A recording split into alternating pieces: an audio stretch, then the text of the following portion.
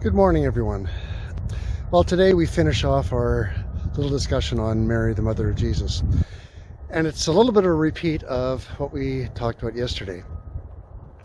At the end of Luke chapter 2, Joseph and Mary and their family head off to, as they do every year, to Jerusalem to attend the feasts and to celebrate God's work in their lives.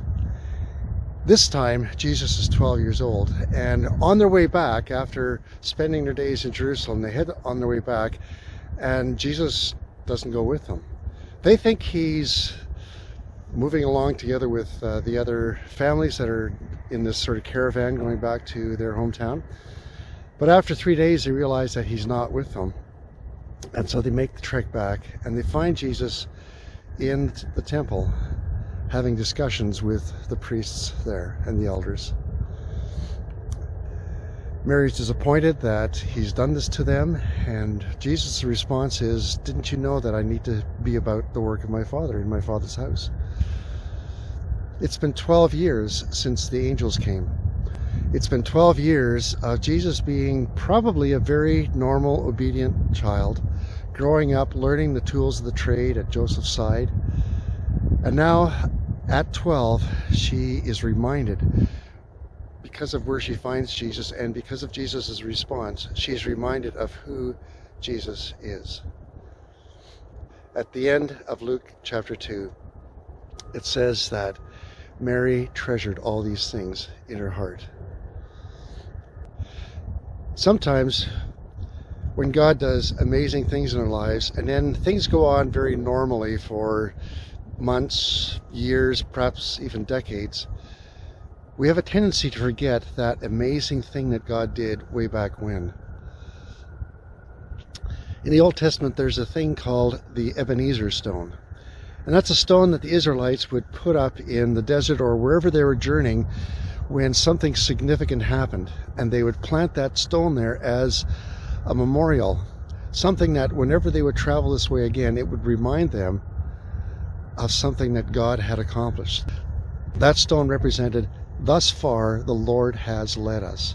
It'd be a wonderful idea if we in our own lives would plant these Ebenezer stones periodically through our lives, so that as we reflect on our lives, there'd be these things that would stand out. For me, there are numerous ones over my years. At age 8, kneeling on the couch with my mom and dad and inviting Jesus to become a part of my life. At age 10, my Sunday school teacher coming to me and saying that he had been praying for me and that the Lord had been saying that he was leading me into the ministry and that I should think upon that and pray for that and be prepared for that. At age 10, I wanted to be a pilot.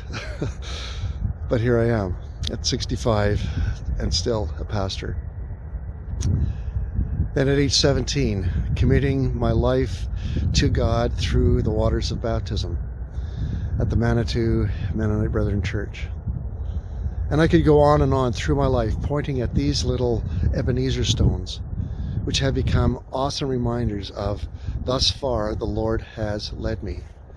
And during times where he has been quiet and there hasn't been a lot of significant things or seemingly significant things happening in my life, I can look back and say, yes, but he has led me there and there and there. So my encouragement for you today and through this weekend is to do like Mary and treasure these memories that God has given you. Think back. If you're married, talk with your spouse about the different ways that God has led you over the past and the different ways that he has been a significant impact in your lives. If you're single, find a friend and call them up and just have a really good chat about the Ebenezer stones in your life. Just like Mary had to be reminded that Jesus, her firstborn, was the Son of God. Sometimes we have to be reminded that that same Jesus has worked in our life and will again work in our lives. God bless you, church. Hope you're having a great day and a wonderful weekend.